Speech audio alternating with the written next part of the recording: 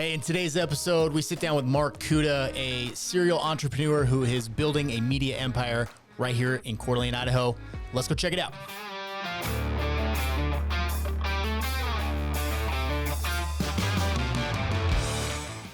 Yeah, sounds good. How's your headset volume? You good? Yeah. Happy with that? Mm-hmm. Okay, cool. All comfy. Sweet, dude. I'll Nice do and a warm. quick, yeah. I'm going to steal these and take them outside. I got my I wife know, some of those yeah. like fluffy earmuffs. And the She other like day 'em? I was like, it was the first time in like weeks I sat down and I was actually playing some Halo. She bought me an Xbox One X for Christmas. Oh, yeah, so dude. Been years since I played some Halo and I was sitting there playing some Halo. And she comes over behind me and she puts the earmuffs on my head. And I just kind of like felt myself melt into the chair. I was like, damn, don't tell anybody about this. But this is really nice. They're And that she's like, good, huh? They're that good. And she's like, I'm going to get you a pair matching pink. And I was like, you know, if it keeps my ears warm, I think I could live with it. I've never, man, I don't know if I've ever even tried them. No, it was literally the first time I Yeah. ever had like earmuffs on my head. I mean, I grew up in Right. Florida, so like winter was Oh, you not, didn't even like, need them, a yeah. thing. And going traveling and even living in Ohio, like I never ever thought about earmuffs. And then I just bought them for her, like Yeah. as like a stocking stuffer because I saw them and I thought they were cute. I'm like, yeah, these would be cute on her head. Just bought them, and then I was like, these are actually legit. Like, Who knew? Because I'm a Save your beanie life. guy, man. Like I have to wear Yeah, a me beanie. too. I lose so much heat through my bald head. So Sure, like, sure. beanies are a big deal for me. yeah, But I don't know, like, I shaved my head a couple months ago. how'd that go? It was good. Yeah. I was actually, it was the second time I had done it. It'd been like probably 5 or 6 years since the first time, but I was pleasantly surprised that my head wasn't too ridiculously You have shaped. a nice shape. That's yeah, important. yeah. I mean, like you have a great. I was head born for, for it. this. Dude, you were born Yeah, for it. yeah. Yeah, like the beard shaved head look. It looks good on my you. dad says that he intentionally molded my head when I was a baby, which I'm sure is a lie, but I'm thankful. I'd love for it, to right? believe it was. I would true, love to though. believe that too. I'm like, he knew it was coming. He knew. Yeah, I'm like, all right, this is cool. Like, I'm good. Good. And I've He been, started sketching out your sleeve at age 2. Just- I've been gonna be shaving a my head badass. for like ever, and people are always like weird about it. Like I'm like, you know what I mean? If people don't know you, they're like, oh, I'm sorry you're bald. I'm like, no, it's fucking amazing. I love it. Oh. Like I haven't paid for a haircut in 20 I was years. gonna say the shampooing alone. yeah. Like I was coming from having like hair that was like close to my shoulders at the Yeah. time. It was like the longest I'd ever had it, and I just shaved it all off. Yeah. And I was like, dude, my like getting ready in the morning time went down by 95%. Like nothing. Yeah. I bake my head every 3 days ish, and then that's it, dude. Like, Nice. Yeah, it's good. I mean, now I have beard care. That's another, I've True, which is just as annoying. Yeah, it is. And I had a shaved face from my previous job I had 14 years doing that. I had to shave my face every day. So I was like a big bald baby head. It was weird looking, but now, yeah, I like But now I you like have the having North a beard. Idaho Yeah, experience, you move up baby. here and like your beard just grows. Like, Yeah. you can't stop it. Yeah, I just shaved this morning on my way out the door. It's See, crazy. like, it's back Yeah. already. It's something in there. It's all that freedom. It's Yeah, the freedom is great for your beard. facial hair grow. I love it, dude.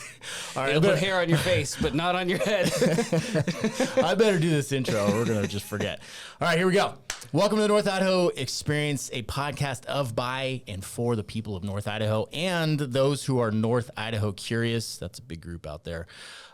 This is a podcast about the people and about the businesses and the community here in North Idaho, which I think is amazing. And if you guys think it's amazing too, maybe you're thinking about moving up here, give our real estate team a call, text, or email, info@nidexperience.com. We would love to help you with that. Mark Cuda, welcome to the show. Thank you, bro. You got it right. We talked about the pronunciation of the last name here prior to that. Mark, I'm going to read your bio, dude, because it's a good bio. Okay. I would butcher It's it if gonna I make tried. me feel weird to just sit here and hear Yeah, about myself. I know. That's a hard thing. But you earned it, bro. So I suppose. Like let's do it. All right, Mark Cuda is a husband of one, father of 5, an entrepreneur who has played the game of business almost his entire life. He's had the honor of being a part of teams like Moment, RV Share, Rover Pass, and more, and founded both Ancient Strength, an ancestrally rooted performance brand, and most recently the CDA Giant, a local publication focused on local stories of interest, arts and culture, community events, original comics, and more, all rooted right here in Coeur d'Alene. So I appreciate everything about that. I'm really excited to talk about the CDA Giant because, we talked about previously, like, a big part of our business, and we say this all the time, you know, real estate is how we pay our bills, but our real passion is these connections and having these conversations, because I am firmly believe that this is the greatest community on earth right here in North Idaho. And like, I think a lot of people kind of echo that once we get on here and start talking. Dude, where'd you get your, I don't even know where to start. Where would you start? Where would I start? I don't know. Well, I think that when I tell people the things that I'm doing, the things that I'm building, the things that I'm working on, things I care about, I usually get a wide range of reactions, but the most common reaction is people just being sort of like confused as to how my life took me on the path that it did to get where I am. Mm-hmm. You know, like I'm working on creative media now. We're doing comics, and we're going to open a record label, and I'm producing music, and we're now doing news content. And they're like, you know, you used to be an SEO guy. Like, you used to be a sales director for agencies and tech startups. Like, you were a startup executive at like a company that sold for $100 million. Like, and you lived in Ohio. Like, how did you get to this? Like, where you want to make movies, like you want to make the next Lion King. Like, where did that come from? And so I think maybe a good place to start is like the context for like how my life started and why I didn't do the things that I wanted to do for so long. Because, you know, people who are listening to this, I think they want to know not just what it is that we're building as people, but why we're building it and like where we're coming from. Right. And so for me, like a very fundamental part of growing up was the fact that I grew up a Jehovah's Witness. And so there'll be like one person listening who's like an ex-Jehovah's Witness that's gonna be like, "Oh my God, I feel you." Yeah, there'll be one guy or gal that will get it. And you know, for those who don't know, right, like the Jehovah's Witnesses are a fairly small Christian sect with amazing people. You know, core beliefs of Christianity, but you know, a couple layers of some interesting doctrine that not everybody agrees with, but I did, and I grew up as a Jehovah's Witness, and in that world, in that environment, in my family specifically, you know, bless my parents, they're amazing people, but they were so gung-ho about the religiosity of the faith that they stifled every ounce of creativity that I displayed. I mean, I was 4, 5, 6 years old, making comedy skits with my sister, you know, making videos, and we were making little stop motion animations and pranks and fake news. Like we would do like how JP Sears, my buddy JP does now, like the news casting stuff. Like my sister and I were literally doing that in my bedroom when I was 6 years old. And we were always making art, and we were always like just creating media and doing these things. And my family, they were kind of like whatever about it. But then as I got older and I started to get more serious about it, I turned my whole room into a recording studio for music. And awesome. As soon as I was making money, I sold my bed and I bought a sofa, like a pull-out sofa bed, so I could get more room in my bedroom. And I had a whole drum set and mics everywhere. And I was like making music all the time. And I started a website called Spoon-Fed Indie to do interviews and acoustic sessions with indie musicians. And it was like I was doing all these creative things. And my family had a core belief that art and media and that whole world was ultimately evil. And I came to find out many years later that they were actually right, and that Hollywood is an evil place. Yes. And in many ways they were protecting me, but it was so extreme that they didn't want me to make art or to be creative. And so I kind of got pushed really far away for many, many years from doing anything creative. And so I fell into marketing, and then I went to go work for an agency, and then they offered me a sales job, and then I learned sales, and then I became a sales director, and then I got poached by a startup, and then became an executive. And so like my whole world went into business, into sales, marketing, operations, primarily like those 3 levers. And I got really good at it because I did it for a long time. And I just got like less and less and less fulfilled in my career, and more disgruntled about the work that I was doing every day because it just wasn't creative enough. It wasn't impactful enough. It didn't matter. And like, it was, you know, a 20-year journey, like literally a 20-year journey to come all the way full circle and be like, screw it. Like I'm going to make media. And when I moved here to North Idaho a little over 2 years ago, and we were talking about offline, fell in love with the community, and I started hosting fireside chats and coffee and concepts down at the Innovation Den. Shout out to Nick Smoot. And got plugged in at Life, with shout out Dave Miller and Brooke. And I got plugged into the entrepreneurship community and just the community in general, and started making more friends that were like-minded. I realized exactly what you said earlier, like Coeur d'Alene, North Idaho in general, is a very special place.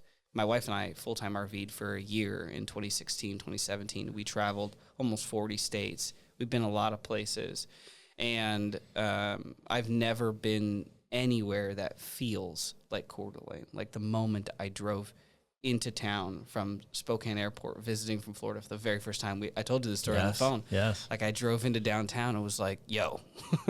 What is it? I got to live here. Yeah. Like this is... Like my father had recently passed away before this, and he was born and raised in Oregon, and the geography is somewhat similar here than it is in Oregon to Oregon. And I got here and I was like, I feel almost like my dad's spirit here. Mm. And I grew up going to Oregon a lot and always loved Oregon, and something about it felt so familiar but yet different. And it just had this amazing blend of all the things that I was looking for. And like we knew immediately when we got here, like we're going to move here. And it was crazy because I don't think I told you this part, but while we were on vacation, my landlord called, and we lived in a condo, and we had a neighbor upstairs in Florida. And she called and she goes, hey, so we went into your unit to do like an inspection while you guys were out of town, because we knew you were going to be gone for a couple of weeks. So we scheduled it for while you were gone. And there was a leak upstairs, I suppose, and your entire master bathroom is covered in mold. Oh. And I was like, okay. And she's like, it's going to take us probably about 6 weeks to take care of this. And I'm like, okay. And she goes, so you've got two choices. You can, and by the way, let me back up. My wife and I had just decided, we're literally at the lake. We were sitting at the steps. We talked about it, and we were like, we're going to move here. And our lease was up. This was August. Our lease was up in March. And so we were like, as soon as March comes around, we're going to move out here. And then like 20 minutes later, we get this phone call. And she goes, it's going to take us about 6 weeks to do this. You can either camp out in your living room. And she kind of just like hangs on that. And I'm like, you realize that my wife is 8 months pregnant and I have 3 babies at home. Like my son was he was about to turn 3, 4, something like that. And our twins were like about to turn 1. Oh boy. And I was like, no. And I have an 8 months pregnant wife. And I'm like, you do realize like that's impossible, right? No. And she's like, well, the other option is like, we could just terminate your lease for you and just like let you out of your lease. And I was like, really? And she's like, yeah, but you have to be out by the end of the month. And this is like August 15th or something, or August 10th or something like that. And I was like, let me talk to my wife. Strange. And I tell my wife, and she's like, let's go, let's do it. Strange how there's a guiding hand in a lot of this. I don't know the reason. So, and like you said, we had talked about this because my story's similar. I came here really on a whim. We were looking at moving to Idaho, and we were looking in Boise, and last minute we took a trip up here, and I walked out on the city beach, and like I knew it in my soul. And I didn't even know anything about the community. I hadn't met anybody up here. I knew nobody that lives up here. It was just like something called to me and my wife, and within 3 months we had sold our house and moved here and bought a house. And I had just thought of this when we were talking about it. I'd had this recurring dream. This sounds weird, I know, but I had this recurring dream for years of, and I could never put my finger on. I tried to explain it to my wife, and like I'd have this like vision of this like perfect place. I feel like I spent my whole life looking for this, and then, I could see like mountains and like a cool town, and this dream was like every now and then would pop into my head, and and there was nothing to it other than like this place felt like really peaceful, and I want to be there. And maybe that's it. And like, coming to Coeur d'Alene in North Idaho and having had that vision in my mind forever, I think it just kind of fit the bill for that. And it was like, there it is. And I can't put my finger on it other than maybe there's a guiding force in it for some reason that people are gathering here and the right people are gathering here. I don't know. But, you know, all the people I meet, all the people that call us and want to move here, they're such fantastic human beings. And I'm just so thankful to know all of them. Yeah. I can't, maybe someday I'll be able to put my finger on it. I don't know what it is. Hey, hunters and fellow meat eaters, do you want 100% success rate of putting meat in your freezer this year? Then buy beef from Acme Acres. It's pasture raised, grass fed, grass finished, no hormones, no antibiotics, just delicious, clean, all American beef raised right here in North Idaho. Order right off the website or give them a call to get going on your custom cut sheet. And if you buy a whole beef, you get a free freezer. Acme Acres.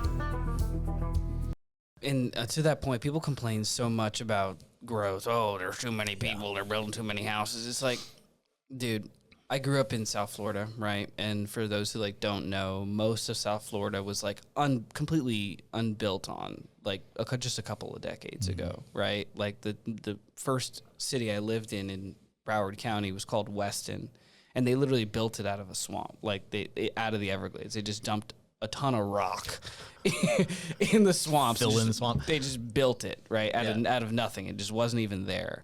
And a lot of Florida is like that. And they build so fast there, and it's so cookie cutter. And it's like they talk about cookie cutter houses here, and they complain, and I laugh because I'm like, dude, the cookie cutter houses here, like with the trimming and like just the stylistically and architecturally, like the cookie cutter houses here are 10 times nicer than the cookie cutter houses in most of them in Florida and in most places. And it's like, if you're not growing, you're shrinking. You know what I mean? Like it's entropy. If you're not improving something, like it's naturally going to degrade. Right. Like we can't. People have to, and this is a big thing that I care about. We'll get into this, I'm sure, but like, you cannot hold on to the past. It's the past is the past. If you complain and moan, like a lot of people do on the Facebook groups, and I'll probably get some heat for saying this. Oh, I get it all the time. You know, if you complain and moan about all the development that's happening, like, look, I get it, especially if you've been here since you were a kid and there's nostalgia and you don't want the community aspect of it to go away. But complaining and moaning on Facebook doesn't build a better community of people. Like, this just happened to me last night. The Coeur d'Alene Press, who I have qualms with. But I also think, you know, there's amazing people who work there, and they're, you know, everyone's doing their best, right? They recently published an article about the hotel, the new hotel that's going up. Yep. And everybody knows about in town, obviously, the kind of drama that's gone down with the building that they're tearing down and the parking lot. And Dave Miller's life public house being torn down for this. Yeah. Correct. Frustrates me. And I've been very public and vocal in support of Dave and Brooke and life and all those things. And but at the same time, I have to also stop and recognize like the boat of progress is still going to keep on sailing. And there's nothing that I can do about it. And I left a comment on that article, and because most of the comments are just people being angry that things are being built. It's like, I get that, but the hotel is going up. So you're not stopping it. So my challenge to the commenters was, can you think of one good thing about this? Can you find a positive? Because if you don't, you're the only one who's going to suffer, because the hotel is going to go up. Progress is going to keep occurring, and you can either get in front of it and play a role in the progress and build the community that you want to see proactively, or you can sit back in your armchair and you can complain that things are changing. Meanwhile, all the people who are doing the changing are not you. Right. And so you can guarantee that it's only going to get worse from your perspective, because you're not doing anything proactively to make the community a better place. And so it's like the people that are coming here, I have multiple advertisers on the Giant card, as an example, who came from California, who moved their businesses here from California. We have probably 3 or 4 people just on our one Giant card, a single card, who are advertisers that either move their business here or moved here from California and then started a business. And from pretty much all of them, they have told me that they at times feel nervous that the community doesn't want them, that they're not accepted because they're California refugees or because they're bringing in more people and nobody wants that, and all of this silliness. And I tell them, pay those people no attention, because they are going to find something negative to talk about no matter what there is to discuss. Yeah, and it's a very vocal minority. I get it. I hear this constantly. I have this conversation all the time. I bet. Being in real estate. 100%. Right. I am single-handedly to blame for all of the problems because of this YouTube channel. So I get it. And I understand. I grew up in a very small town. It is not a small town anymore where I grew up. I did not grow up in California. I grew up on the East Coast. But like, it changes, and that sucks. But you're right. Change is one of the only inevitable things. Like, it's a constant. It's always going to change. Everything is always going to change. That's just a function of life. So self-direct it.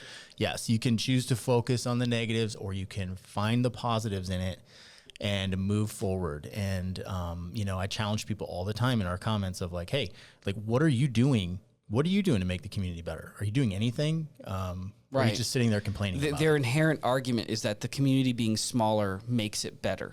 And I'm like, I'm not so sure that that's even true. Right. And okay, that's not going to happen. So now what? Exactly. It's not going to happen. The ship has sailed. The secret's out. It's been out for decades. Right. You know what I mean? People know about Coeur d'Alene. Right. It's not my fault. It's not your fault. So I think the important thing, and this is what I say a lot, is to make sure that we attract the right people. Right. And we build a community Yes. that actually welcomes and retains the right people and spits out the people who don't want to be here. Exactly. If we get serious about our values and we get serious about our intentions for what we want to build here, then people who want to be a part of that are going to come here, and the people who don't are going to leave. Or they're going to come and they're going to find that it's not for them, and they're going to leave. The key is not to play a passive role, but an active role in shaping the community. And that's a big part of, my longest term vision. I want to build a media empire, and I want to do it without agenda, without bias, without partisanship, and with full independence. And what that means is we also have to own our distribution, which is one of the reasons why we're building publications and newsletters and things of that nature. But my goal is to create media that does not now exist, and give a platform for people to tell the stories that don't exist, right? So instead of complaining for the rest of my life that the Hollywood system is a scam and that it's run by Luciferian pedophiles, which it is, and just being angry about that, instead of doing that for the rest of my life, I decided, well, why don't I try to fix it? Yes. And it's the same thing with our community, right? Like, I was here for a year, and I was actually feeling kind of lonely the first year. And I didn't really have a lot of friends. I wasn't connecting with people a lot. We had a baby a month after we moved here, and I still worked with my teams in other places, and so I was working remote at my house a lot. And when I wanted to start working on media, I was like, I need to be collaborating with people. I need to be collaborating with illustrators and idea people and creatives and videographers. But like, is there any of that here? And like, how do I even find those people? And I know a lot of those people in Florida. Do I need to like move back to Florida, build my media company, and then like come back to Coeur d'Alene later? Like, I was having all these thoughts.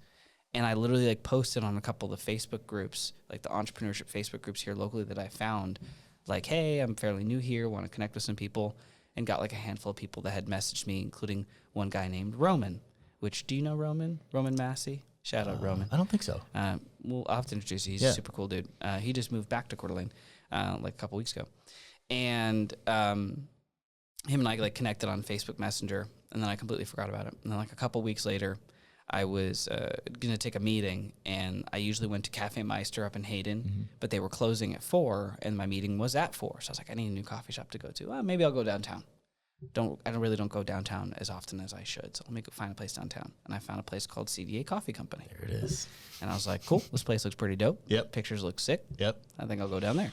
So I go down there, and I'm sitting there, and I'm like, holy smokes, this building is amazing. It's beautiful if you've never been there. It's a gorgeous building awesome. right on Lakeside. You got to go check it out. And so I'm sitting there, and I'm just like, wow, this place is super cool, and like it's got a great vibe, and there's like cool people there wearing cool sweaters, and I was like, these are my people, you know? And so I was like, I should reach out to the people that I connected to. And I sent a couple messages out, including to Roman, and I get a message back from him right away, and he goes, dude, are you here? Because I said in my message, I go, yeah, I'm maybe we can meet up for a coffee at Coeur d'Alene Coffee Company. And I was like, this place is really cool. And he goes, dude, you're here right now? And I was like, what? And he goes, stand up and wave your arms around. So I stand up, and I'm like, and he stands up from across the coffee shop, and he goes, bro! And he runs over, and we end up talking for like 2 hours. And he tells me that he's going to go tour the co-working space the next morning to maybe get a membership, that I should come by for the tour. And I was like, hell yeah, I'm there. I went the next morning, met Kirsten, who used to run the Innovation Collective down there. And immediately I was sold. They took me to the lair, and I was like, where do I... Oh, that place is dope, dude. Where, like, you know that Fry meme from Futurama where he's got like the money in his hand, shut up and take my money? Yes. That was like me immediately. I was like, shut up and take my money. and I signed up for that place, and I got plugged into some groups immediately, started going to some events, and I was like... There's a lot going on there. There's so much going on here. And then that like parlayed into connecting with Dave, and then with Life, and all sorts of other people. And of course I met Anna at the Innovation Collective. Yeah. Anna's who connected That's us. how we connected. Yeah. And so we met at one of the grade 8 self-development groups that we did, which is a lot of fun. We got to do an escape room, all of us together. That was hilarious. We did like the alien one downtown. If you ever done that one, I've not done that on one. Sherman. It's hilarious. Yeah. You like save an alien. It's a riot. And we had like super young people, much less young people, and just like a very wide range of like 8 personalities in the room. It was a ton of fun. And that like that beacon of the Innovation Collective initially was the thing that made me realize like this could be a home for me. Like this could really be the right place for me. And I tell that story because, you know, that just started with an idea, 9-10 years ago. And then Nick and the team built that into something that could actually receive that energy. You look at like Life with Dave Miller and Brooke, and what they built, like the incredible community that's formed around Life.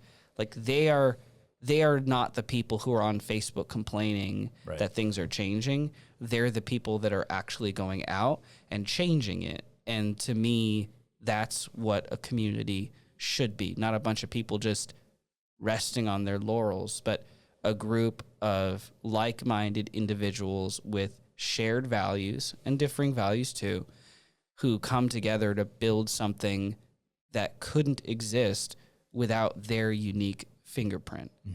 And that's what makes Coeur d'Alene so special, is that it has a very unique fingerprint.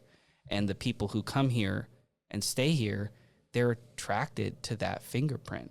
And you talk about like a divine reason. I mean, I'm a big believer that everything happens for a reason. Yeah. So I do think that God is, and you can call God whatever you want. I use that word because it's what's comfortable for me. But you can call it the universe. You can call it the all. I mean, call them whatever you like. But there's some kind of guiding force that is telling people who should be here to be here. What do you think the end goal is there? Well, I'll tell you what my end goal is to build a media empire, and I want to put North Idaho on the map as being a place that produces the kind of media that the people of America actually want to consume. There's this big boycott going on now with Netflix. Maybe you've seen, because they put out like this ridiculously X-rated movie recently. I mean, obviously I didn't watch it, but from what I understand, it's like basically just a movie mixed with hardcore porn. And oh wow! And they're putting that on Netflix, you know, and kids are browsing to that stuff. And that to me is just a symptom of the greater problem with the media business, with Hollywood, with the music industry, with the news industry. It's all partisan hackery BS. It's all controlled, you know. Fox News and Daily Wire are just as bad as CNN and Vice Media. Yeah. Sorry for all the Ben Shapiro fans. Like, I used to be a Daily Wire fan too, and then over time I was like, you know, These guys are just the opposite side of the same coin. They're stirring the exact same amount of division as Vice Media and CNN, except they're doing it on the other side. And the thing that bothers me the most, as somebody who used to identify as a right-wing-ish conservative type, which I don't identify as anymore for these reasons, I realized the conservatives, by and large, are just as bad as the liberals when it comes to hating on people who don't think the way that they do. Like, I get that. I get you believe that there's two genders. We won't get into that on this podcast. I've shared my opinion on that very many times. But my opinion is just my opinion, and we can coexist with people who disagree if we actually try to. And I'm not saying that the left doesn't have their issues, because boy do they. I mean, and the left controls the media conglomerate, and that's a huge issue. But the right-wing media that exists is really just throwing stones at the left wing. And to me, I care about unity. I care about community. I care about people. And if you are in a room with 100 people and 50 of them are Democrats and 50 of them are Republicans, but you're all entertained by some kind of common ideal, whether you're at a concert or a comedy show for a comedian that you all like, or it's a sporting event, nobody cares what your political affiliation is. Nobody cares what your sexual orientation. Nobody asks, right? Because we're too busy vibing on the things that actually do matter, where we do have overlap. And that's my plan for Coeur d'Alene, for me personally. Is I want to build a media company that can span fiction and nonfiction media, that creates a ton of jobs here locally. I was talking with my buddy Brent Pella the other day, and he was telling me about the tax credit systems for film and TV production that other states are crushing it with. And so I'm thinking about maybe taking that up as a fight of trying to, push for legislation in Idaho so that we can have tax credits come in for producing film and TV media, and ultimately creating a hub for producing non-ideological stories that people can entertain themselves with, be inspired by, be informed by, but not propagandized in either direction, right? Just propaganda-free media that fills our community and fuels our community. But that's just my thing, right? And if other people can come in to our town and they can think about not just the problems in the town they want to solve, but the problems in the world that they want to solve, and then solve them from here, that's how you can create some serious opportunity, not just for yourself, but for the community in general. Because, I mean, if all I do is create 25 six-figure jobs in town, that alone is a tremendous boon for the local economy, for the stability of families, for the community at large, right? For the churches that need donations. That alone could be massive. But what happens if you build a 200-person company, right? And you're employing the local community and you're taking care of them, and you're saying, yeah, there's other big guys who don't treat their employees right, nameless. But that's not me. That's not us. And we have this tendency to look at like the big dogs and just be so angry that they exist that we spend our energy fuming at them. And I'm like, go build your own future, right? If you don't like it, go fix it. Similar to what we're talking about. Have you met Jordan Redmond? He's a local legislator. He lives right now. Super accessible. Might be a good contact for you to start that. And he is super cool. He's a local businessman, legislator. He's always down to meet people for coffee. Nice. Like, that is one thing I love about this area, is that you can literally text your legislator and he'll be like, hey, let's grab coffee and talk about it. Yeah, that's sick. And it is. It's incredible, right? And I've done it. My buddy BZ, who owns North Idaho Arms, he wanted to push some Second Amendment legislation through, and I was like, hey, let me connect you with Jordan. Immediately, he had coffee with him the next day. They were talking about it. Like, it's that easy to get things done. It's incredible, right? Where else can you do that? Well, and we are at like that sweet spot of size where like we're big enough that there's opportunity and that it matters to have those conversations, because we're not a little 3,000 person podunk, right? But we're not this multi-million person population dense geographic area that's got so many people and so many competing interests that you can't get anything done. Yeah. I like what you said about, I say this all the time, and I get a lot of shit for it because, you know, we live in a very conservative area, right? But I agree with you that, you know, the Fox News, that whole side is just as bad as the other side. People up here don't want to hear it because they love it. I get it. I've been in that trap. It's like, you know, it just feels good to hear. It feels good to be right. Yeah, yeah. So you're listening to Fox News and they're saying all the things you want to hear and it feels good. And then you know what happens though? You get done, you're fucking angry. You're angry. You're angry at the other side, and the other side is getting angry at you. And it's like nothing is getting solved. It's exactly what they want us to do. 100%. Corporate controlled media lives in that zone of anger and frustration, and that's where they make their money. So there's a second more sinister reason. This touches on kind of the spirituality side of all of it. There's an energetic reason. Like, you can poo-poo what I'm saying all you want, say that it's woo-woo, but energy, frequency, vibration, it's all clear science. Like, go watch the double slit experiment and then come talk to me and tell me that energy and frequency and your thoughts don't have an effect on the world that you create. And the people that are in power, it's not only the way that they can economically drain us, because remember, they don't need our money. They need us to not have our money. Right? Like, they can just print money, right, and they also own all the assets. They don't need your money. Right. They just want you to not have it. And so ultimately the deeper reason, it's not just greed, it's not just power, it's not just money, it's not just fame. Those are the things that are on the surface. Those are the ego things. But the real deep stuff is that the emotions of fear and anger, they come with a signature. You can feel it. We've called it vibe forever, right? And it's a real thing. And when you rile somebody up and you make them angry or frustrated, right? Like, I'm taking it easy on this podcast, but I probably have already triggered a handful of people who are listening. For sure.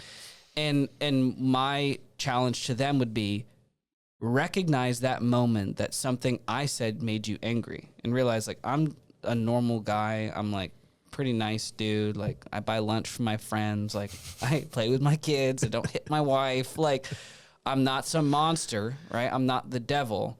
But something I said triggered a preconceived notion, a belief that you had that you didn't want challenged, and it made you angry. And when you get angry, you start to spiral further into anger and fear-based beliefs and more emotions and thoughts, and then actions. And then those actions bring those results, and those results reinforce your beliefs, and the whole cycle just starts over and over and over forever and ever and ever. And they want you to be scared, and they want you to be angry. All of this stuff about, the algorithms, they just, we as humans were like evolutionarily tuned to, be attracted to sad and bad and negative because it like triggers the I actually don't believe any of that shit. I think that that's bullshit, because if that was the case, then why do guys like Jimmy Darts blow up on social media and get tens of millions of views with every video that they put, when it's nothing but the most positive? So you ever seen a Jimmy Darts video? No. He's one of these guys, like, he goes and like does like a little thing like, he goes into Walmart and he's like, do you want $1 or a mystery box? And then they're like, I'll take a mystery box. And he opens it up and it's like, it's $1,000 for you. And we're going to take you to the Broncos game. And they cry, and then they build him a house. Like, there's like all sorts of people who are doing stuff like that, and they get some of the highest view counts of anything, right? Darman Studios, that guy that makes those videos that are really popular on Facebook, where they put like those fictional situations together in like narrative stories, and it's like they teach lessons and stuff, tens of millions of views. And so I'm like, bullshit. We all know that we want good stuff. The algorithms feed us negativity and continue to feed us negativity because they want to. And they know that they can trigger us with fear just as much as they can trigger us with love, right? What is it with fear and anger? Because there's a little part that like feels good to be angry too, right? Like, what is that? Is that tapping into some kind of primal? So there's a I'll send you the chart, but there is like an emotional guidance chart that you can look at that actually shows like the resonant frequency of various emotions on the scale, with like, oneness, enlightenment, let's say, being like bliss being all the way at the top, right? And then like pure fear is all the way down at the bottom. And actually what you learn to do is, depending on where you are in the scale, you don't try to go from like here to all the way over here. You literally just try in a couple breaths with a little bit of thought intention to move from whatever emotion you're feeling to the next emotion above it, right? Which means you go from feeling, fear to feeling anger. Mm-hmm. And you go from feeling anger to feeling frustration. And you go from frustration to feeling, discontentment. And from discontentment, right? And you climb the ladder from there.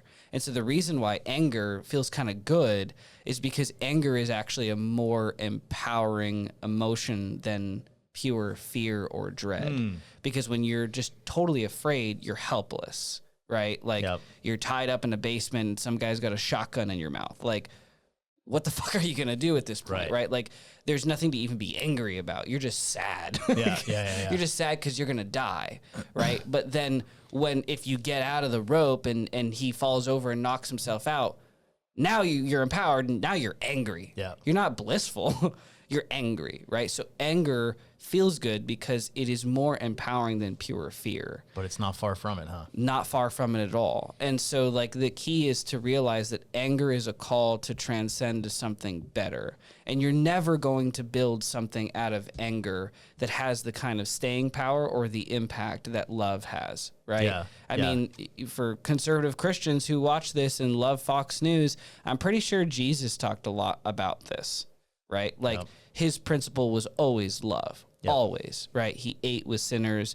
He talked to people that people didn't want him to talk to. He saved a donkey on the Sabbath, right? Like Jesus was always about love, and he was never about anger, right? And so that to me is a great indicator of a direction. And I mean, here we are 2,000 plus years later, and he's still the most famous individual on the planet ever, right? And so that tells you something, and his message was always love. And so I decided, well, if that's good enough for him, it's good enough for me. So I try to look at everything from the lens of love.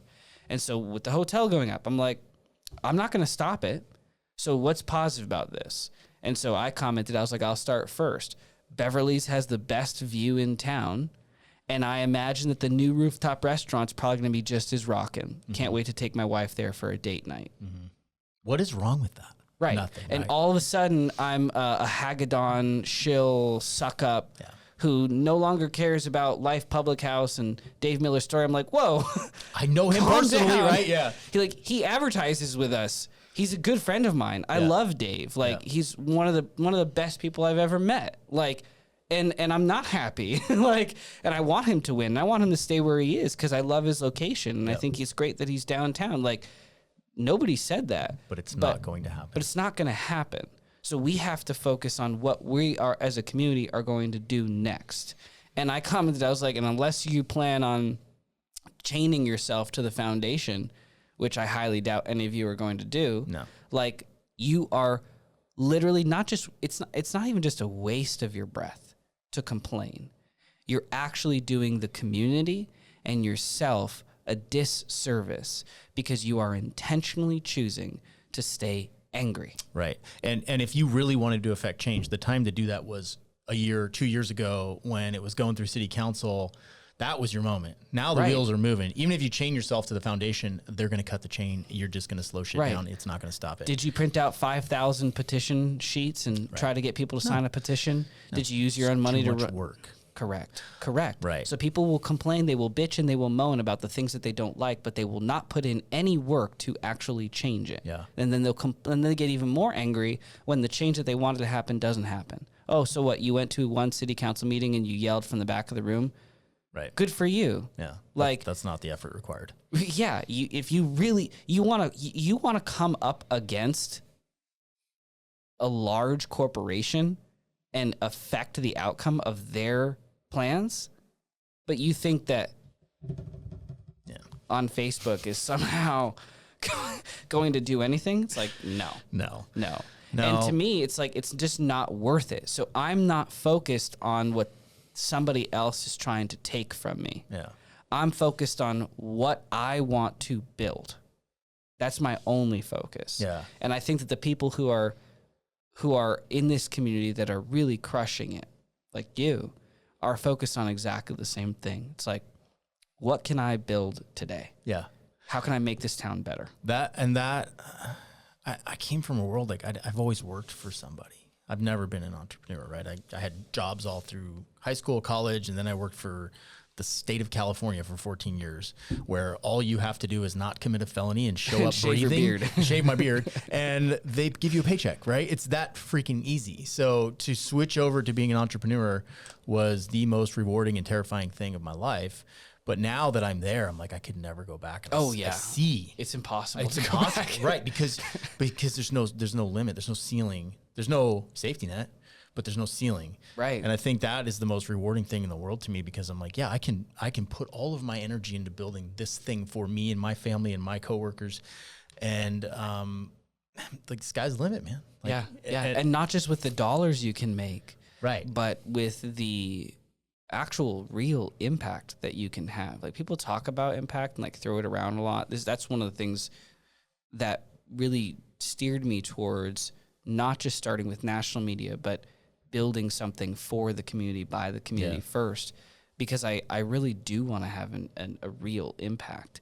And I thought to myself, like, what better way to do that than to pour myself and my work directly into the community, right? To serve and connect the community is the CDA Giant's mission. Yeah, give me the detail, a little bit more detail on what you're building and what this is going to look like. Yeah, so there's a much longer term vision that looks like, essentially, if you could imagine the Disney company mixed with Daily Wire minus all of the propaganda on both sides.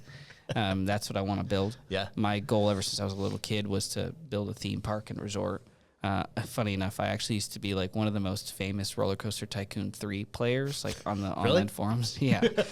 Like, famous. Somebody out there will know you're famous is not the right word. Well known in the Atari community. I had a video I put out like 18 years ago now that like it did like over almost 300,000 views for a roller coaster that I had designed. And back then, 300,000 views for roller coaster videos. It was wild, and it still gets comments to this, hundreds and hundreds of comments. It still gets them this day. One guy actually commented back and said that he saw this video for the first time when he was a kid, and because remember, it's like an 18-year-old video now, and he said it inspired him so much that he got really into Roller Coaster Tycoon, and he ultimately went to school for engineering and got a job as a roller coaster designer. And I was like, yo. This guy's going to design a roller coaster for me someday. So like super long-term vision, like the broadest picture, like I want to make the next Lion King. Like I love animated films, 2D classic hand-drawn animation, like the Iron Giant, which is my favorite animated film and inspiration for the name CDA Giant and the logo with the little giant head. So that's where that inspiration came from. Cool. Incredible movie, amazing music, great voice acting and dialogue, the Norman Rockwell art style, incredible. So long term, I want to build all of these stories, this IP, these characters, these worlds, and I want to build a theme park and a resort based off of that IP. But rewinding all the way, I want to build a media engine that is uncontrollable, that is built for people, by people, rather than by corporate interests, for corporate interests. And so the CDA Giant is kind of the first gem in the city that I'm building that will become this media empire. And our focus is stories of interest, covering arts and culture, community events, exclusive deals and offers with our partners, and we have a robust vetted business directory that we're building as well, and we're doing original comics, and eventually we're going to start doing some children's content, and the idea is to expand the narrative content next to, in alignment with the kind of more community expository content, if you will, to begin building the foundation of the characters and the stories that I want to tell and that we want to tell for decades. And so our main goal, our mission, like I said, is to connect and serve the community, to be a place where you can find out the things that you didn't know about that you should. Yesterday, there was a big polar plunge at Sanders Beach, right? Hundreds of people showed up. But most people found out about it because somebody that they know posted it on Facebook when they were already there, right? So where do you go to find out about these things? And it's not to say that there aren't Instagram pages or Facebook pages or even CDA Press that keep up with some of these things, but the clarity and the focus on building the community and featuring the people and the stories and the happenings in the community that are most relevant to the people who are here in town, that's not happening. And so we already have multiple interviews coming out. We interviewed Trace Miller, who founded Konala, who some of you have probably eaten at. Amazing, fast-growing restaurant. We have another interview coming out with Aaron Sierra, founder of Sierra Ranch Chili, who I connected to. I had him on my podcast. Yes. No way. Yeah. It hasn't aired yet, but heck yeah. I just ran into him. He's cool. With, what does it say? Today's the 2nd, right? Yeah. Yeah. I ran into him on New Year's Eve. I was at Honey with my wife downtown in the restaurant, and I ran into Aaron and his wife and another couple, and so we said hello. It was great to see him. So we have an interview coming out with him. Cool. Super cool dude. I had a great time talking to him. Awesome dude. He brought chili sample too. Oh, I told him to, dude. So good. Yes. Yeah, I'm hooked. Let's go. Yeah, they're Sierra Ranch Chili, Silver Lake Mall. Go check them out.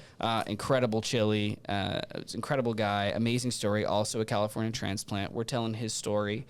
We're telling the stories of people who are doing things in the community that matter.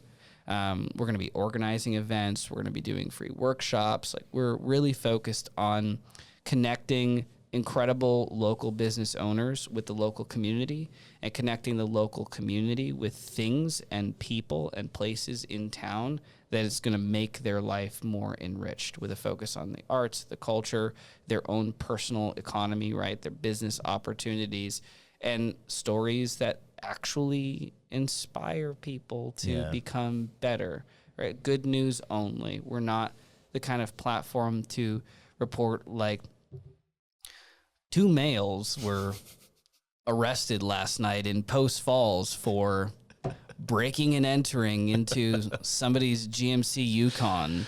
Like, I don't give a shit. Right.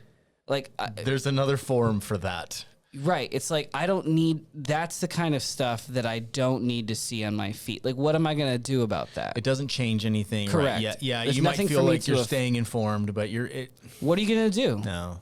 Are you going to lock your car doors now? You should have been locking your car doors to begin with. Right. You know, what are you going to get insurance on your car? You probably should already have that, you know, because I'm pretty sure the state of Ohio, you have to. So it's like, you know, there's a time and a place to be updated on things that are happening in town that may not be so good.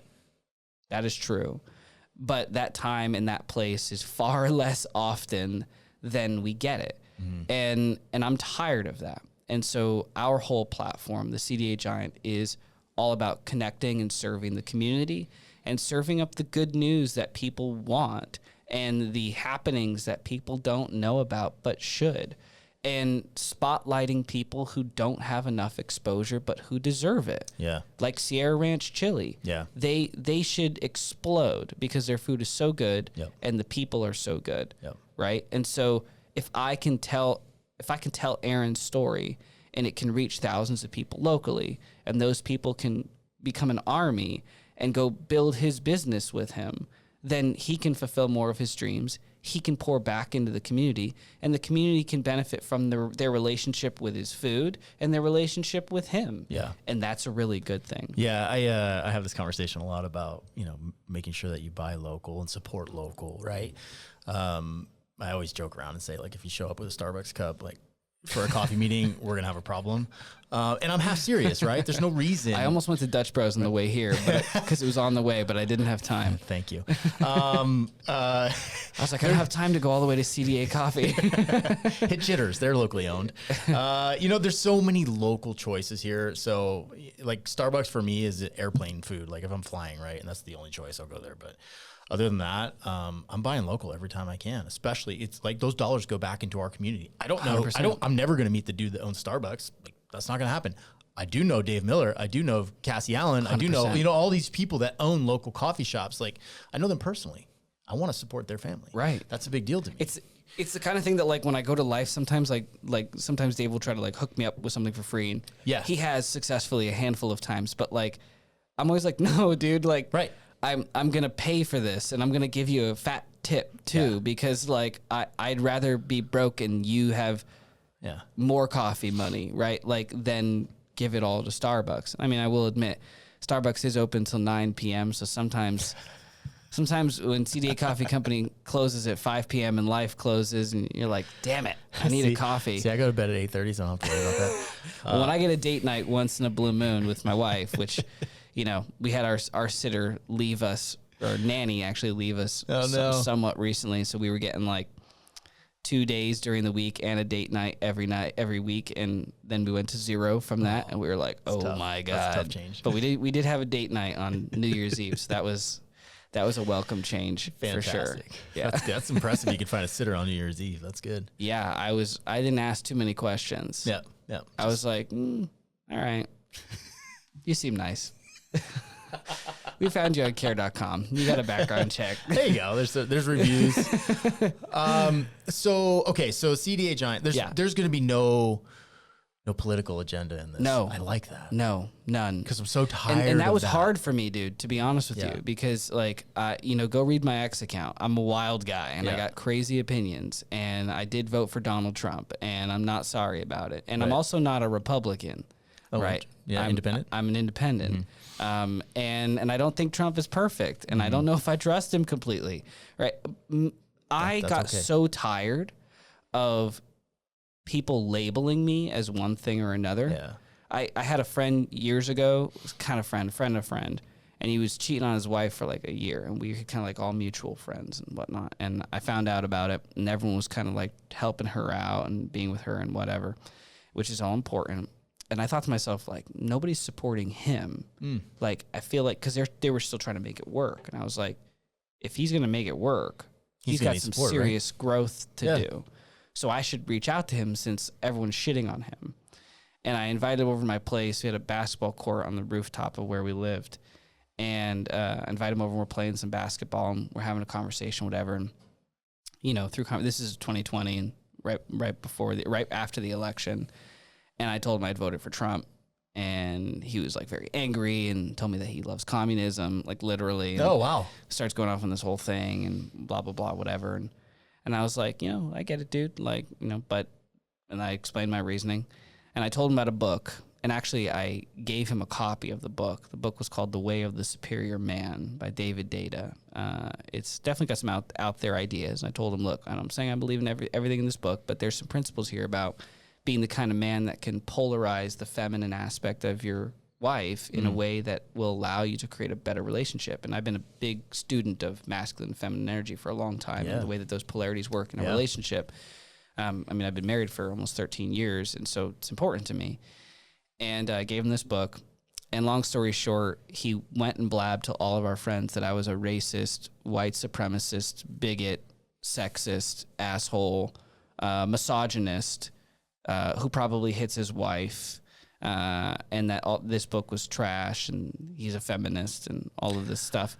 How did you react to that? Well, my reaction was, I didn't really like that guy that much anyways. So you tried. I really didn't. Like, it really actually made me laugh. And funny enough, these people stopped hanging out with us all out of nowhere, and we thought it was like kind of weird. Like, they were like canceling on us and like all this stuff. And eventually, like, one of the wives asked, who's the closest one to my wife, asked her like out for coffee. My wife was so excited. She's like, oh my gosh, like, she's reaching back out to me. Like, I still don't know why, like, they were ghosting us, but I'm gonna go have coffee with her. I'm like, amazing, have fun. She gets the coffee and she's like, is Mark hitting you? Oh my gosh. And I'm like, son of a bitch. You gotta be kidding me, dude. Come on. And my wife is like, that's why you invited me out? Like, so you could see if my husband was hitting me? Did she, like, went off on her? I mean, like, dude, like, anything that my husband told him, like, he should have listened to, because it would have made him a better husband. Like, he should read the book and, like, all of this stuff. I tell that story because, like, my whole life I've been misinterpreted and labeled as all sorts of things that I wasn't. And, like, when I left the Jehovah's Witnesses, I was shunned by everybody, lost everybody overnight. It was crazy. They called me an apostate. Like, they and bless their hearts, I'm not angry with them. It's just, they went ham. And I went ham, and I had lots of negative things to say about the whole thing, and I definitely inflamed the situation far more than I should have, but I was angry. And I think I had a right to be at the time. You got to work through anger to get to a place of love, right? Yeah. And so I just grew to this point where your political opinions and my political opinions and even some of like my personal values, they just don't matter. Like, it's my opinion, it's your opinion. I love to debate and have conversation, but I have no interest, zero interest in trying to convince people to believe specific things. None at all.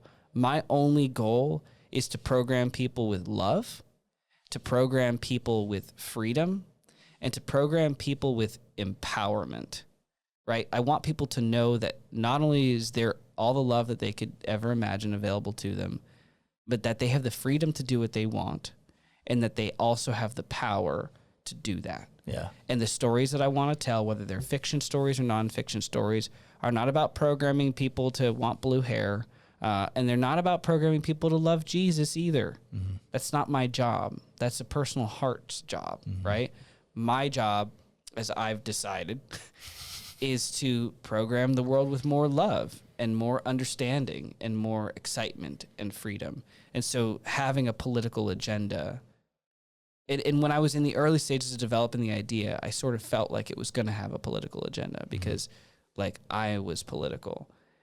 And I just decided that if I wanted to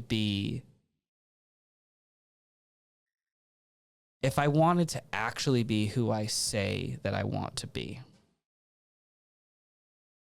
the agenda had to be dropped completely. Mm-hmm. It could not be about me. It can't be about my opinions. It can't be about my agenda.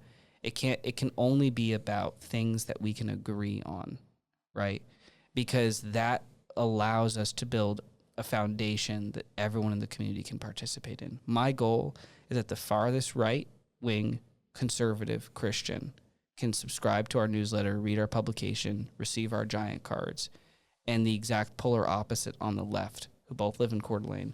My goal is not only for both of those people to be able to enjoy our publication, not just for both those people to be able to benefit from our publication, but for both those people to find each other and become friends because of our community. That's exactly what we need in this world. I'm sure people will lose their minds about that, but they're not right. Right. And who cares, right? I think you're in a place in your life where you can just be like, I'm going to ignore that noise. Give a shit. Yeah. I'm kind of there myself because I get tired of it. They'll come around. Yeah, hopefully. Or and not. If they don't, then whatever. It's not my fight. I spent too many years trying to convince people to listen to what I had to say or trying to convince people that I was right about what I was saying. And I realized there's just no point. I'm just going to go build the thing that I'm going to build, and the people who are attracted to that will come. And if we create enough critical mass, then people will have no choice but to wake up and say, maybe playing flag football this weekend with some liberals is not such a bad thing. Yeah. It's like, they're still human. They were still a baby. They were a helpless little baby at some point. And if you really believe that the left is evil, let's say, or that the right is evil, then you would have to believe that the people who subscribe to either extreme ends of the ideology spectrum, you have to believe that those people were programmed by somebody to be that way, meaning they were manipulated, they were controlled, and that they're a slave. Mm-hmm. And if you don't have empathy for that, that's on you, not me. Mm. And if you're so frustrated about their opinions and how hard it is to change their mind and how desperately you want to, that you can't put it aside and just treat them as a person, that's not on me either, right? I'm not asking people to change their ideology or to compromise their values. I'm saying just a couple decades ago, before our smartphones and the internet was polarizing us with everything imaginable because it's designed to do so, because they like us divided so they can conquer us. Mm-hmm. Before that happened, like, nobody really knew what you thought about those sorts of things unless you had a real conversation with them in person. And oftentimes when you have that conversation, it's just a conversation because it's amongst two people who already have some level of rapport and respect for each other. And I voted for Trump. I voted for Kamala. Oh, really? That's interesting. Why did you vote for Kamala? Well, blah, blah, blah, blah, blah. Why did you vote for Trump? Well, blah, blah. See, I don't agree with that. I don't think that's really a reasonable point. Oh, why do you say that? Oh, well, because It's not that fucking hard. It's not, but it sure seems like it, man. Now, and it's right? because the media is constantly polarizing us. And remember, they create replicators. Right. It's like the Matrix is real, guys. Like I did a long podcast episode on the Matrix. Like it's real, not the movie. Like the real life Matrix that it controls all of the systems.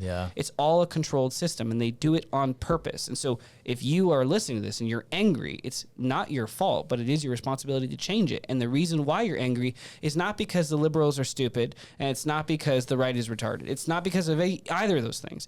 It's because you have been programmed by somebody who doesn't have your best interest at heart to feel and believe and act and think in harmony with those ideas. It's as simple as that. As soon as both sides realize they actually have a common enemy and it's not the other side, right? Correct. Then we can start solving problems. And I go one step further in saying that there is no enemy, because they're only an enemy because we give them mental power to be an enemy. Good point. Because if everybody just got off social media and got off all the news sites and stopped watching TV and stopped buying bullshit food, literally the house of cards would crumble overnight. Yep.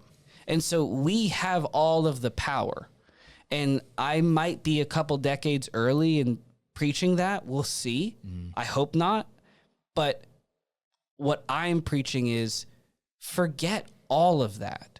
Let's build together something better. Something that's not, we need to go back to the values we had, and not, we need to abandon the values that we had. Right? There's something called the fallacy of progress, right? Which is this idea that just because something is progressive or new, that it is automatically better than what came before it. That's not true. But it also works the other way, that just because something is new and different and is changing the game for you, that it automatically means that it's bad, whether it's AI or a new hotel or rock music, right? It's not one or the other. It just is.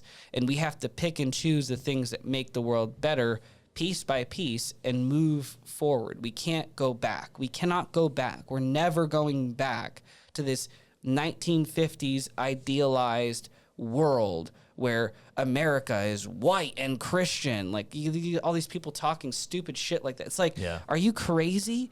It's 2024. Like America is what it is. But we also can't forget the things that got us here in favor of just crazy thoughts of progressivism for the sake of progressivism, and then lose all the roots that we've built. It's not one or the other. It's both. Just like it's not left or right, it's both. Yeah, that's a great point, man, because I often say, this area is a throwback to values 20, 30, 40 years ago, like when I grew up. And in some ways it is, but you're right. I can't believe on one hand that change is the only constant in the world, and then on the other hand, believe that we need to go back to these values. Those don't work, right? Right. So you're right in that, and that's a cool perspective I hadn't thought of. But it doesn't mean that you have to abandon everything. Right. Excuse me. But yeah. That's a great point, and I like where you're going. Like, there's a place we can get to that kind of is a melting pot of everything. That's the goal, right? That's the goal, and it works for everybody. Is to focus on the things that unite us. I'm not saying that publications and newspapers and people shouldn't exist who are exposing corruption, or who are taking down the bad guys, or who are speaking their opinion even though people don't like it. I am not saying that those things shouldn't happen or shouldn't exist. I'm saying that from where I'm standing and from the mission that I'm on and the goals that I have, I don't want to build that. If someone else wants to build it, go build it. Have fun. Be careful. Enjoy yourself. Try to have fun along the way and be rooted in love. This is just not what I want to build. It's not what I want to see. I think it's so important. I have family members on both sides of the spectrum. My mom gets CNN alerts on her Apple Watch. Ding, oh, God. Ding, right? Constantly. Yeah. Taking off a year of her life every time it dings. And she's angry all the time. And, and they listen to NPR, and I'm like, NPR's, but, from where they came from, that was a trusted source, right? Right. It's not anymore. And I try to explain that to her, just stop. Like, you don't know how much better your life will get if you just shut that off. You don't need to know what's happening in freaking New York. Like, you don't live there. Or Ukraine. Like, it doesn't matter. Can't even point Ukraine out on a map. You can't change anything about it. But yet you got a Ukrainian flag on your Facebook profile. I'm like, find Ukraine. Exactly. And then how about you go there and fight in the war? The other side of the spectrum, I've got family members that have Fox News going 24 hours a day on the TV. And I'm like, they got tattoos of Putin. Yeah, I'm just like, shut it off. Get your information. I try to tell my mom, like, get your information from podcasts. I brought up to my dad recently. We were sitting down and they were all bummed that Trump won, right? And I don't talk politics with them because obviously, and I'm like trying to find a light. I'm like, hey, but that means RFK is coming in and he's gonna clean up the health, he clean up the food industry. And my dad was like, oh, I don't talk about RFK. I'm like, have you listened to him talk? You're just getting your talking points. All you're seeing is CNN saying he's an anti-vaxxer. Right? Like, that's all you're seeing. I'm like, how about you listen to him? Listen to him on Joe Rogan. Like, listen to him talk for 3 hours straight. Yeah, the man is brilliant. And then tell me what you think, because you're wrong. Yeah. And it's the same thing with Fox News, right? Like, it's like so frustrating. I just tell people. Which, by the way, I have a friend who was connected with Bobby. And he spent like some extended time with him. And he told me, he's like, let me tell you something about him. He is who he says he is. That's the number one thing that I found with him, is that there is no filter. There is no posturing. There's no faking. Like, he really cares about what he says he cares about. And he's really serious about trying to make the country healthier. And I'm like, how do you possibly like get angry about that? The only way you can get angry about that is if you just have a preconceived idea, like you said, a talking point, a little audio snippet that tells you what to think.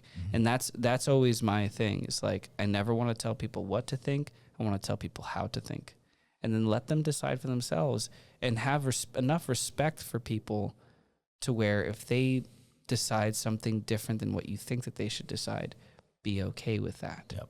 Right? Like, that's a true sign of being rooted in what you believe. I'm sorry, but all the people who need to constantly change everyone's opinion to agree with their own, they need to check their own opinions, because they don't really believe them, because they're constantly looking for validation from other people to support the belief that they have. If you really, really, really believe what you believe, ain't nobody going to tell you that it isn't the way that you believe that it is. Right. Period. Yeah. These groups are living in these little circle jerk. No, that's not the right term. Echo chambers. There you go. That's a more appropriate term. Sorry. In these little jerk circles. Former cop. Yeah, I think it's called a jerk circle. There you go. Circle jerk in the jerk circle.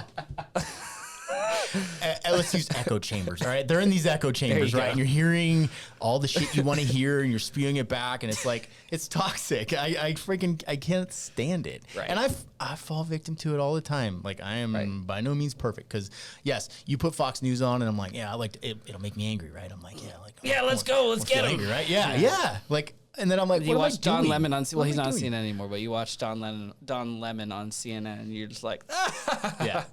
This is hilarious. Exactly. Like, drink every time he says something ridiculous, and then you get very drunk very fast. Oh yeah, it's fun, but but nothing good comes out of it. The real information is out there in these long formats of like hearing someone talk it through. Yep.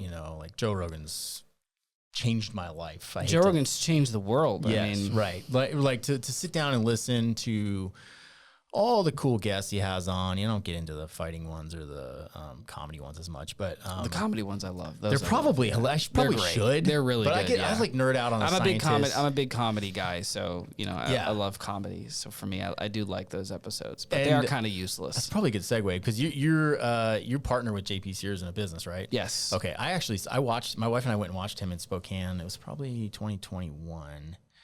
He was in the Spokane Comedy Club.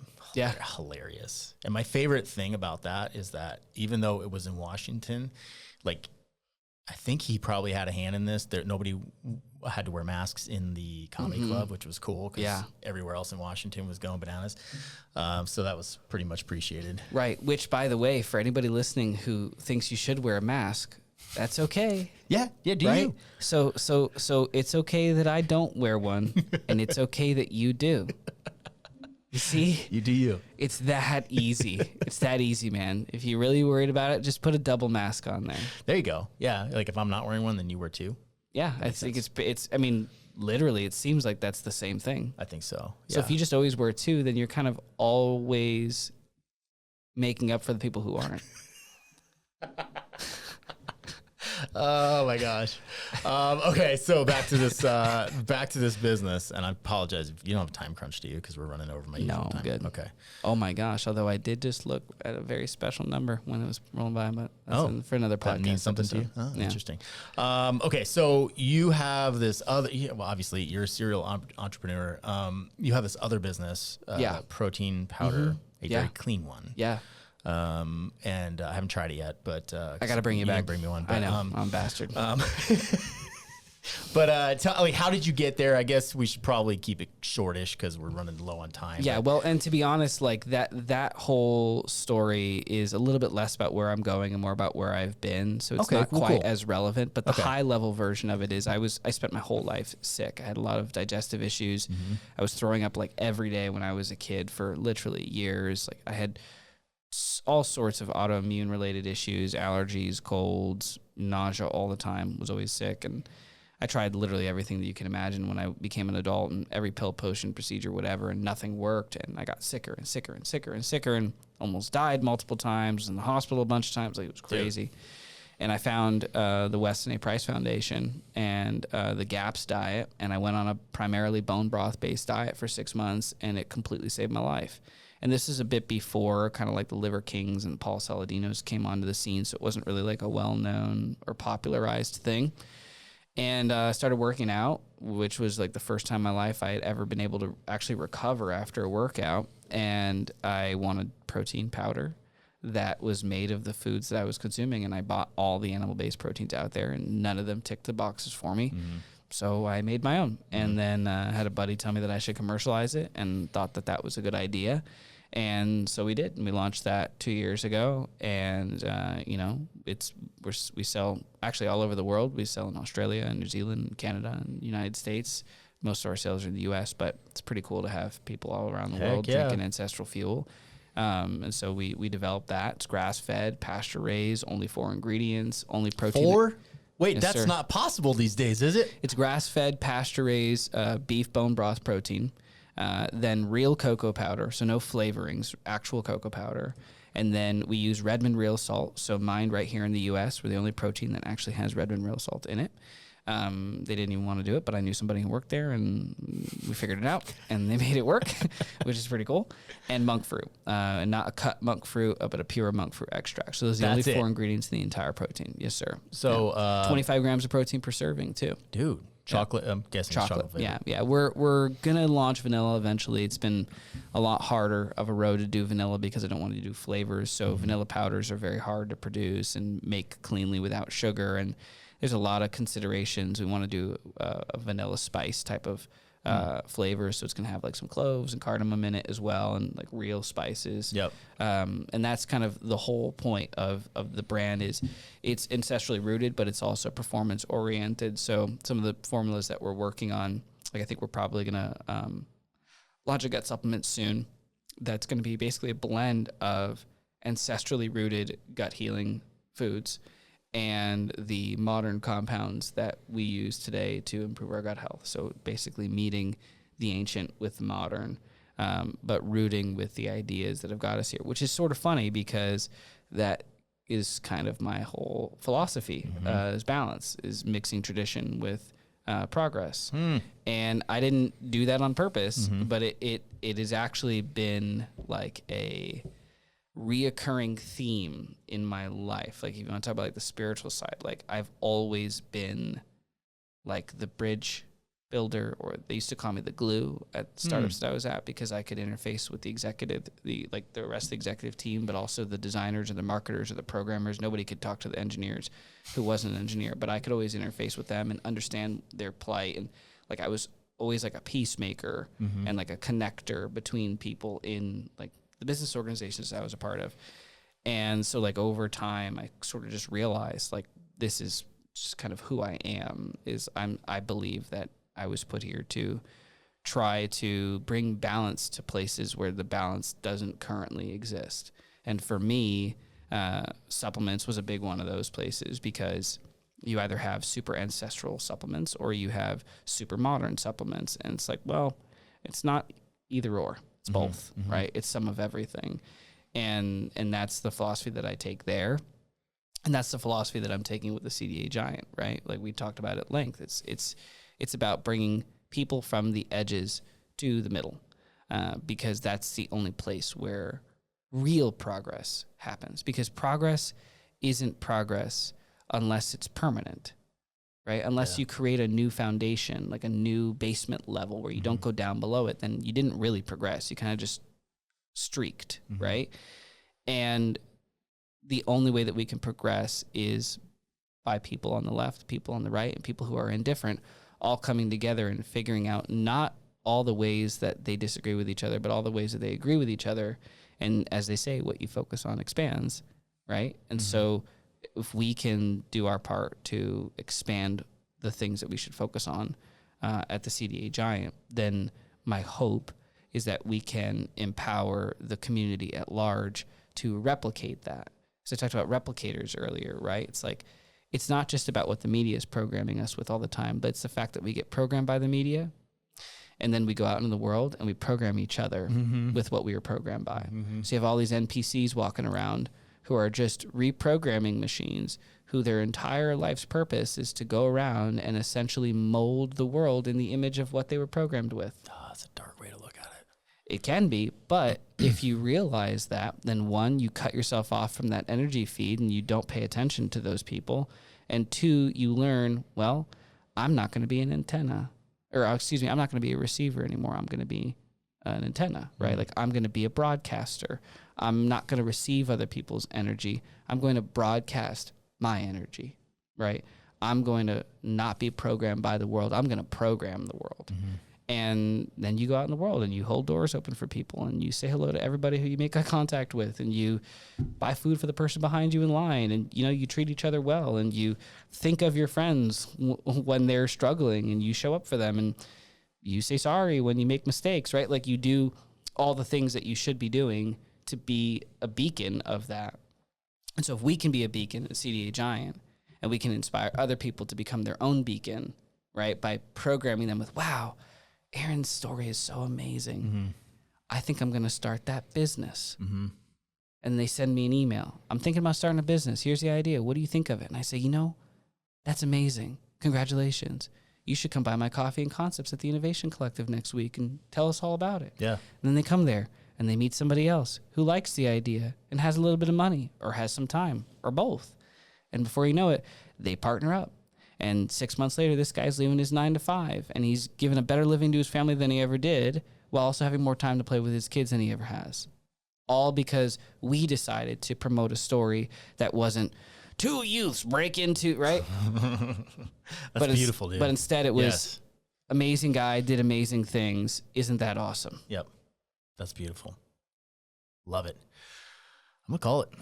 Amazing. I want to leave it right on that, dude, because that was just money, man. You have a beautiful mind, my friend, and I mean that. Like, this has been a great conversation, and I love what you're doing with the CDA Giant. I think that's going to be huge. However we can support you in that, I would love to. I appreciate it a lot. And then soon the tides will turn, and then maybe you can support us somehow.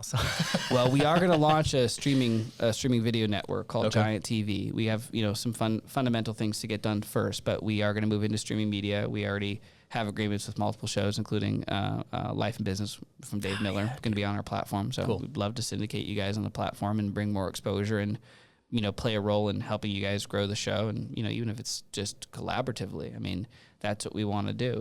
We want to promote not just written media, but video, audio, all of it, fiction, narrative, nonfiction media, and make media better.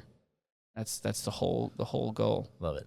Yeah. You almost said make media great again, didn't you? Well, actually, I was using that slogan for a while, and then changed it, like kind of our head slogan, to media without agenda. And so like that's kind of the angle. We're gonna do some hats to say media without agenda. That will appeal to on them everyone, as well. right? Make media great again only appeals to one side. 100%. And that's not your goal. And that was actually the reason why, for people who think I'm a bigoted asshole, that's the reason why I didn't go with that, because it's not like I'm trying to offend people. Right. I realized, this is probably going to alienate more people than I would like to, for no good reason. So let's change that. And I think that that's the decision that a lot of people can make. Man, inspiring, dude. You gave me some good ideas today. Thank you. Good, dude. Yeah, I'm glad. it. I'm glad. That sounds great. Mark Cuda, thank you, brother. Yeah, thank you. It's been a pleasure. Yeah. Yeah. See ya. Oh, can I before we jump off? Yeah. What do you got? Can I drop a quick promo Please. for myself? Yeah. Since I am here. Oh, you're here. Let's do it. Okay, so if you're here, you should go to cdagiant.com and sign up for our weekly newsletter, where we're going to be syndicating all the amazing stuff that we're talking about. We have incredible partner deals that are coming through the newsletter as well. So all the folks who are advertising on our Giant card, which I brought some samples for you to show you. Awesome. We have a community mailer that we send out to over 12,000 residents locally. We've got comic strips on there, so you might be in our distribution zone. And if you're not, you can send me an email and request to be in the distribution zone. We'd love to send to you. But go to cdagiant.com, sign up for our newsletter, and if you refer 2 people to the newsletter, you also get a free Giant sticker, so that's pretty cool. Dude, yeah. I'll drop that link in the show notes too, so you guys can grab it from there. Awesome. Cool. Thank you, All Mark. right. Thank you, bro.